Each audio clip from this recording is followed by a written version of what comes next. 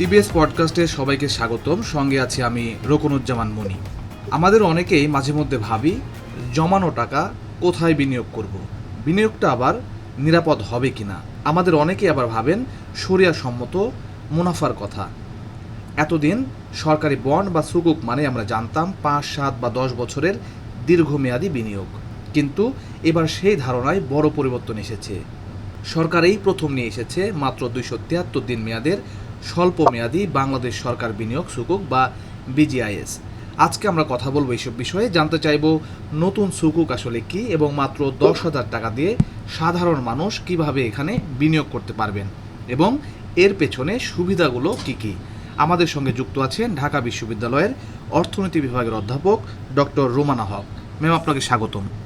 ধন্যবাদ আমাকে আমন্ত্রণ জানানোর জন্য। জি, আমরা শুরুতে একটু জানতে চাই যে আপনি যদি সহজ করে আমাদের বলতেন যে সুকুক আসলে কি। ধন্যবাদ। সুকুক এটা একটা স্বল্প মেয়াদী বন্ড, যেটা এখন আমরা বলছি যে এটা শরিয়া সম্মত স্বল্প মেয়াদী ইসলামিক বন্ড।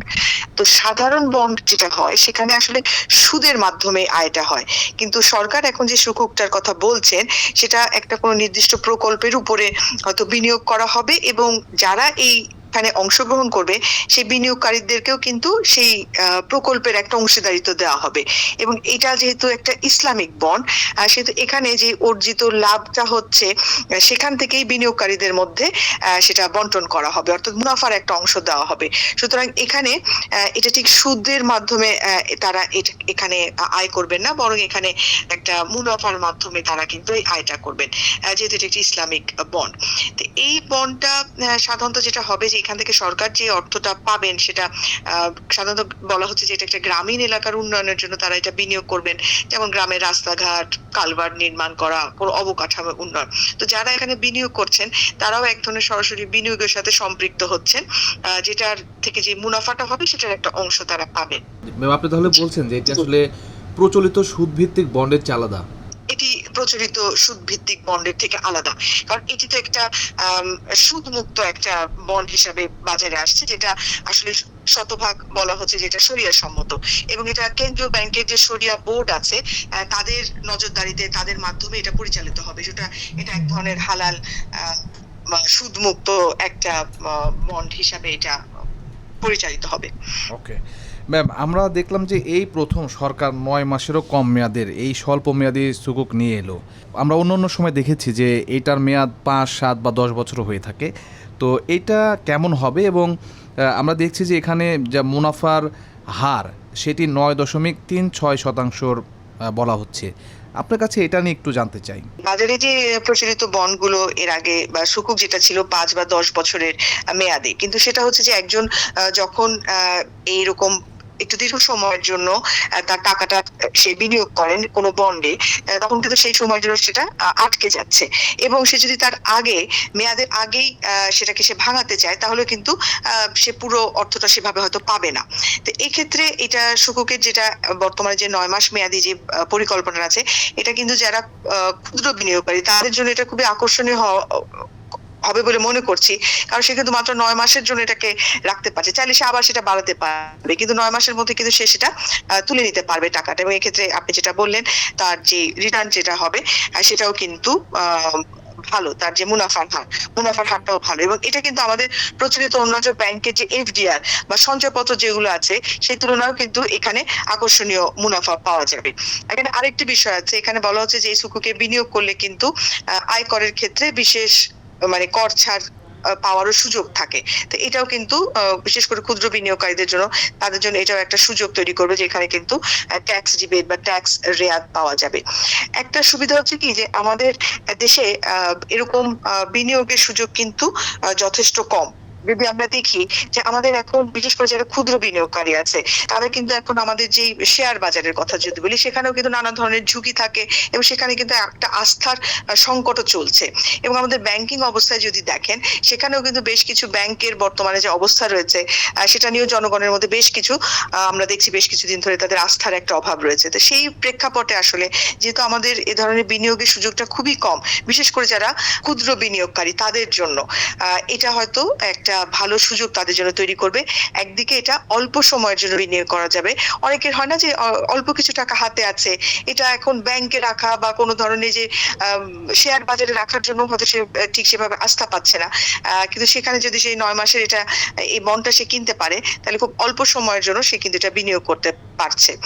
তো এটাও মনে হয় একটা ভালো সুযোগ তৈরি হবে যারা ক্ষুদ্র বিনিয়োগকারী আছেন এবং যারা অনেকেই আসলে আস্থার অভাবের জন্য শেয়ার বাজারে বা ব্যাংকে তারা হয়তো টাকা রাখতে পারছেন জি না। ম্যাম, আপনি খুব ভালোভাবে বলছিলেন যে নিরাপদ বিনিয়োগের কথা, এবং একই সঙ্গে আপনি বলছিলেন যে সাধারণ বা মধ্যবিত্ত যারা আছেন বিনিয়োগ করতে চান কিন্তু আস্থার অভাবে করতে পারছেন না, তাদের জন্য এটি একটি ভালো বিনিয়োগের ক্ষেত্র হবে।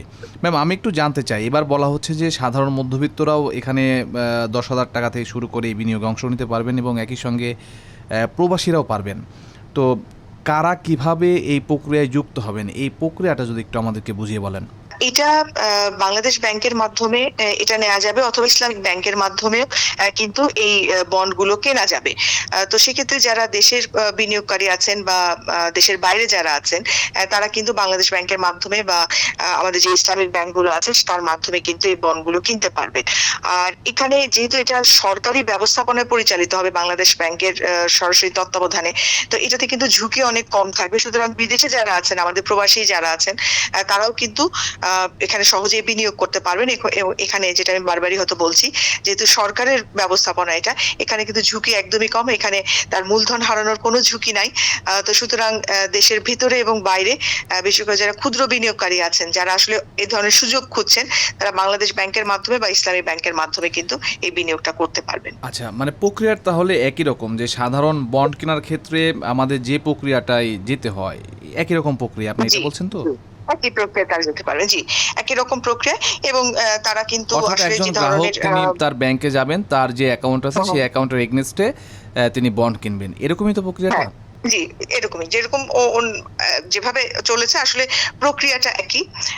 এতদিন ইসলামিক ব্যাংকের মাধ্যমে যেভাবে এই বন্ডগুলো কেনা যাবে দেশের ভিতরে এবং বাইরে যারা বিনিয়োগকারী আছেন, তারা 10,000, 20,000, 30,000 এভাবে তারা কিন্তু বিনিয়োগ করতে পারবেন। সর্বনিম্ন 10,000 এবং তারপরে বিনিয়োগ তারা করতে পারবেন। ওকে ম্যাম, আমি শেষ একটু প্রশ্ন জানতে চাই। ধরেন আপনিও শুরুতে বলছিলেন যে অনেক সময় দীর্ঘমেয়াদের ক্ষেত্রে যেটি হয় যে অনেক সময় টাকার প্রয়োজনের কারণে টাকা তুলে নেওয়ার প্রয়োজন হয়, তো সেটি দীর্ঘমেয়াদী বিনিয়োগের ক্ষেত্রে একটি জটিলতা তৈরি করে। তো এখানে যারা বিনিয়োগ করবেন, এটি তো এমনিতেও মেয়াদ কম, তারপরেও যদি মানুষের জরুরি প্রয়োজন হয় সেক্ষেত্রে টাকা তুলে নেওয়ার সুযোগ আছে কিনা, বা এটা তুলে নেওয়া সম্ভব কিনা? হ্যাঁ, এটাও দেখছি যে এটাও বলা হয়েছে যে যদি তারা আসলে আগে কোনো কারণে ৯ মাসের আগেও তারা তুলে নিতে চান, তাহলে সেক্ষেত্রেও কিন্তু তারা মূলটা তুলে নিতে পারবেন এবং যেটা তাদের মুনাফা হবে সেটা হয়তো হিসাব করে সেটাও দেওয়ার কথা বলা হয়েছে।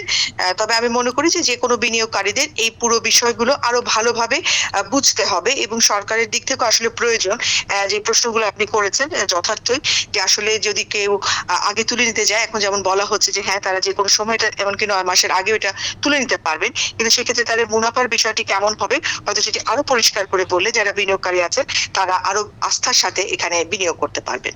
ওকে ম্যাম, আপনাকে অসংখ্য ধন্যবাদ আমাদের সঙ্গে যুক্ত হওয়ার জন্য। দর্শক আপনারা যারা শুনছিলেন আপনাদেরকে অসংখ্য ধন্যবাদ। আমরা আবারও যুক্ত হব নতুন কোনো বিষয় নিয়ে। সে পর্যন্ত আপনারা সকলে ভালো থাকুন, সুস্থ থাকুন এবং নিরাপদে থাকুন।